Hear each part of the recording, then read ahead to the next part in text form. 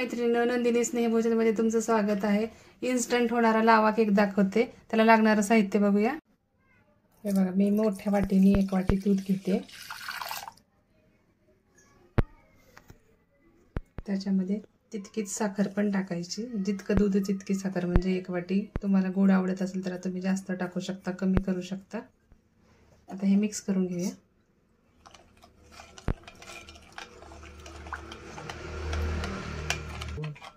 हे बघा, मी पिठी साखर घेतली, त्यामुळे लवकर विरघळते। हे बघा, विरघळत आली। हे बघा, अर्धी वाटी तेल घेतले। आपलं रिफाइंड तेल आहे, जे वास येत नाही ते घ्यायचं। ते पण त्याच्यात मिक्स करून घ्यायचं।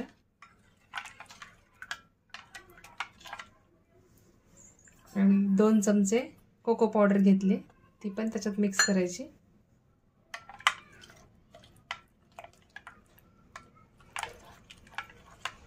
हे बघा, मी 2 वाट्या मैदा चाळून घेतलाय। आता आपण त्याच्यात मिक्स करूया।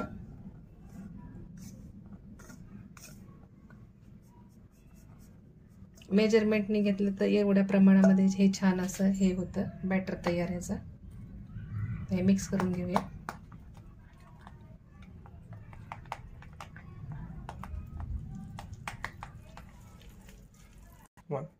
हे बघा, एकदम छान असं मिक्स करून घ्यायचं। आता त्याच्यामध्ये खाण्याचा सोडा टाकायचा 1 चमचा। तुम्ही बेकिंग पावडर टाकलं तरी चालेल। थोडंसं ते मिक्स होण्यासाठी 1 चमचाभर दूध टाकूया वरती, जेणेकरून तो सोडा सगळीकडे मिक्स होईल। आणि 5 मिनिटं रेस्ट होण्यासाठी ठेवून देऊया। बघा, 10 मिनिटं झालेत। आता पिठाला छान अशा बुडबुड आल्यासारखं झाले, फुललेले। हे बघा, मी आप्पे पात्र घेतले, त्याला थोडंसं तेल लावलेलं आहे। आता आपण त्याच्यामध्ये हे बेटर टाकूया। हे बघा, आपण याच्यात थोडं थोडं अर्धा चमचा टाकून घेऊया।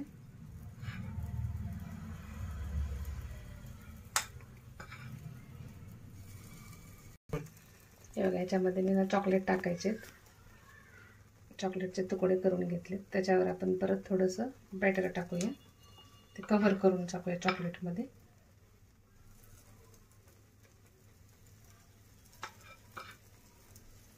गॅस बंद करून केला तरी चालेल।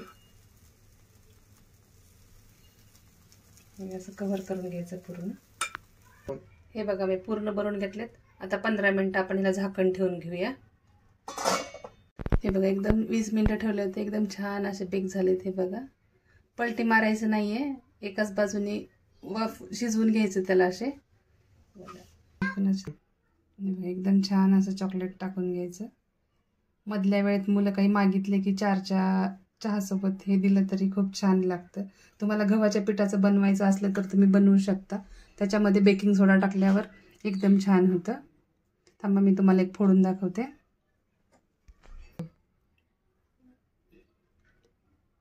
हे बघा, एकदम छान असं चॉकलेटमध्ये मेल्ट झालेलं आहे, लावा केक सारखं दिसतंय। आवडलं तर लाईक करा, शेअर करा, सबस्क्राईब करा। धन्यवाद।